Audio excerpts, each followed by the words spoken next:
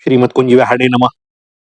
श्री स्वामी हरिदास विजय तीर्थराम भगवान के एक बड़े प्यारे भक्त हुए हैं श्री सीवा जी। श्री सीवा जी भीलों के राजा थे, परंतु स्वयं भील नहीं थे। ये राठौर क्षत्रिय थे। मारवाड़ राठौर राज्य की स्थापना करने वाले राव सीवा जी का तीसरा पुत्र अजय था। उसने ओखा मंडल द्वारका के निकट एक प्रदेश पर अधिकार कर वहां अपना राज्य स्थापित किया। अज के वंशज बाड़ेल राठौर हैं, जो अब भी वहां रहते हैं। द्वारका से 4 कोस दूर श्री सीवा जी का निवास स्थान था। ये वहां से नित्य दर्शन करने आते, दर्शन करते, प्रसाद पाते और परिक्रमा लगाते। यह इनका नित्य का नियम था। इधर उस समय दिल्ली के बादशाह ने यहां पर विजय के लिए अपने सेनापति अजीज खां को सेना लेकर भेजा। बादशाह के सेनापति अजीज खां का उद्देश्य था कि नगर को जलाकर मंदिर को तोड़ दें, लोग भाग ना सकें। इस विचार से उसने रात को चारों ओर से नगर को घेर कर आग लगा दी। तब श्री द्वारकाधीश ने छत के ऊपर चढ़कर पुकारा, यवनों ने पुरी में आग लगा दी है, सीमा जी आकर मेरी रक्षा करो। सीमा जी के कान में शब्द पड़े तो उनकी मति भाव में डूब गई। सर्वसमर्थ भगवान सर्वदा भक्तों की रक्षा करने वाले मुझे पुकार रहे हैं। यह मुझ पर असीम वात्सल्य और दया है। अनेक पार्षद सेवा में उपस्थित हैं, उन्हें छोड़कर भगवान मुझे आज्ञा दे रहे हैं, अपनी रक्षा के लिए कह रहे हैं। जैसे अहिरावण ने कहा, श्री राम अपने रक्षक को याद करो, तब श्री राम जी ने हनुमान जी को याद किया। सब कुछ करने कराने वाले भगवान ही हैं।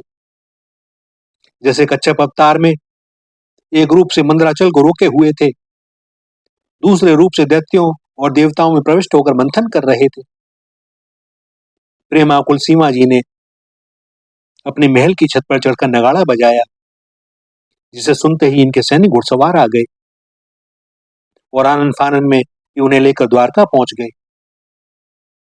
भगवान की कृपा और उनकी आज्ञा शक्ति से लगभग 500 घुड़सवार वीरों ने कई हजार सशस्त्र यवन सैनिकों के टुकड़े टुकड़े कर दिए। अब जब युद्ध प्राय समाप्त होने वाला था, श्री सीमा जी ने विचार किया, यदि मैं जीवित रहा तो लोग यही कहेंगे कि इन्होंने पुरी की रक्षा की और इन्हें श्री द्वारकाधीश ने पुकारा। ऐसी बड़ाई मुझे जीवन भर बड़ा भारी दुख देने वाली हो जाएगी।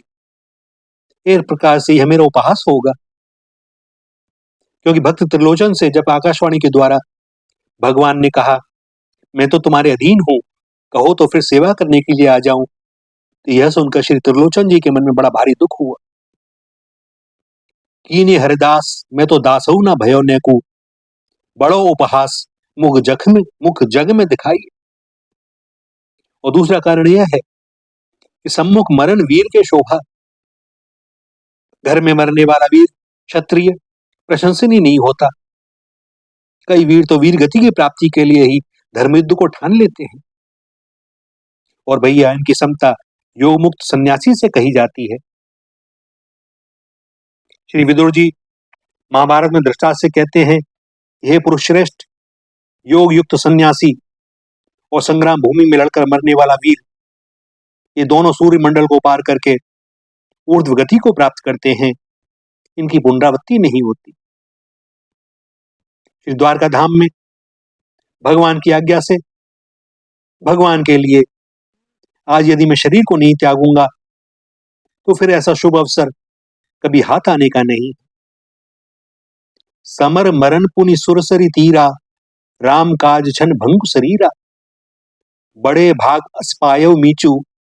ऐसा विचार कर इन्होंने अपने प्राण न्यौछावर कर दिए। कहा जाता है कि इनके कटे हुए धड़ ने थोड़े बहुत जो बचे कुचे यवन सैनिक थे उनका संहार कर दिया। भैया, अद्भुत बात है यह, भक्ति रस की ही बात। एक भक्ति रस यह है कि भक्त की आर्त पुकार सुनकर भगवान प्रकट हो जाते हैं, स्वधाम से आ जाते हैं, भक्त की रक्षा करते हैं। गजेंद्र, द्रौपदी आदि इसके अनेकों उदाहरण हैं। और आज भगवान ने पुकारा, भक्त ने कष्ट से बचाया, यह भी एक नया भक्ति रस है। भक्तों को बढ़ाई देने के लिए तथा भक्त मेरे समान है यह प्रमाणित करने के लिए ही भगवान ने ऐसी लीला रची। महाभारत में विजय के मूल कारण भगवान ही थे, किंतु उन्होंने सारी बड़ाई अर्जुन को दी। रुद्र रूप हनुमान जी थे, अतः शंकर जी ने लंका दहन के प्रसंग में श्री हनुमान जी की बड़ाई न करके प्रभु प्रताप की बड़ाई की। उमा न कछु कपिके अधिकाई, प्रभु प्रताप जो काल ही खाई। भैया, जापे कृपा करे नंदनंदन, तापे आप करावे बंधन। कहते हैं ना, करे करावे आप ही, नाम न अपनो ले ही, सोई हाथ बढ़ाई हो, जेहि भावे तेहि देहि। भगवान की बड़ी विचित्र लीलाएं हैं।